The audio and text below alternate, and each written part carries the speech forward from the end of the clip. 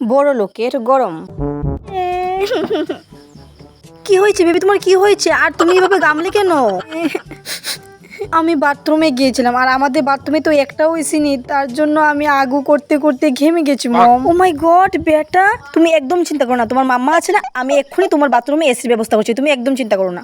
No mom, শুধু বাথরুমে নয়, তুমি তো জানো মম যে তোমার বেবি কত হট। আমি না একদম গরম সহ্য করতে পারি না, তুমি প্লিজ বাড়ির কোনায় কোনায় সব জায়গায় এসির ব্যবস্থা করে দাও।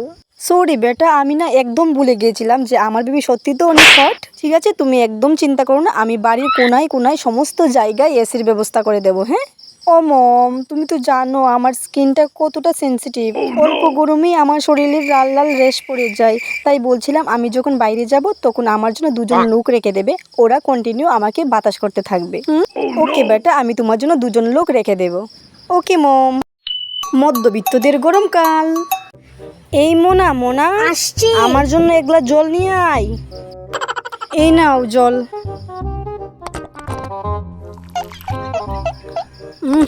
জলটা কি গরম রে মনে, একদম খাওয়াই যাচ্ছে না। ও মা শুনো না। হ্যাঁ বল, কি বলবি? বাবাকে বলো না আমাদের জন্য একটা এসি আর একটা ফ্রিজ আনতে, তাহলে আমরা ঠান্ডা ঠান্ডা হাওয়াও খেতে পারবো আর ঠান্ডা ঠান্ডা জলও খেতে পারবো। এসি আর ফ্রিজ কিনতে এসেছে, তোর বাবা কি টাকার গাছ লাগিয়েছে নাকি? হ্যাঁ, যেই টাকা দিয়ে এসি আর ফ্রিজ কিনবো সেই টাকা দিয়ে তোর বিয়ে দিতে পারবো। ধুর ব্যাং। শোন, আসবার সময় তোর বাবাকে আমি বলে দেবো একটা মাটির কলসি আর একটা তালপাতার পাখা আনতে। আগেকার দিনে তো ফ্রিজ আর এসি ছিল না, তখন মানুষ তালপাতার পাখা দিয়ে বাতাস করতো আর মাটির কলসির জল খেত, খুব ঠান্ডা খুব ঠান্ডা। তুমি তোমার মাটির কলসির জল আর হাত পাখার বাতাস খাও, আমার লাগবে না, যত সব।